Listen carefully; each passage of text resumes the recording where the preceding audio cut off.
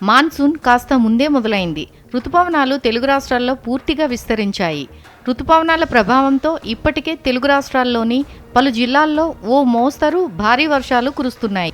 ఇన్నాళ్లు వేసవితాపంతో అల్లాడిన ప్రజలు, పశుపక్ష్యాదులకు వర్షాలతో కాస్త ఉపశమనం కలిగించినా ఇబ్బందులు తప్పడం లేదు. వర్షాలకు పుట్టల్లో నుంచి పాములు బయటకు వస్తున్నాయి. ఇళ్లల్లో, దుకాణాల్లో, వాహనాల్లో ఎక్కడ పడితే అక్కడ చేరుతున్నాయి. ప్రజలను భయభ్రాంతులకు గురి చేస్తున్నాయి. ఇటీవలే కోళ్లకు మేత వేద్దామని వెళ్లిన వ్యక్తిని త్రాచుపాము బుసలు కొడుతూ పరుగులు పెట్టించింది. తాజాగా నిర్మల్ జిల్లాలో అలాంటి ఘటనే జరిగింది.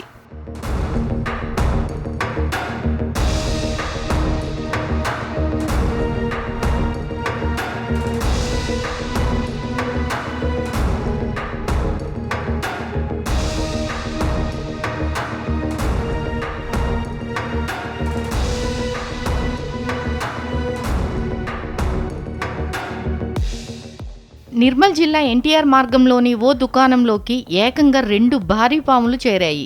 ఎప్పటిలాగే షాప్ క్లోజ్ చేసి వెళ్లిన యజమాని మన్నాడు వచ్చి షాప్ ఓపెన్ చేయగానే లోపల నుంచి ఏవో వింత శబ్దాలు, కదలికలను గుర్తించాడు.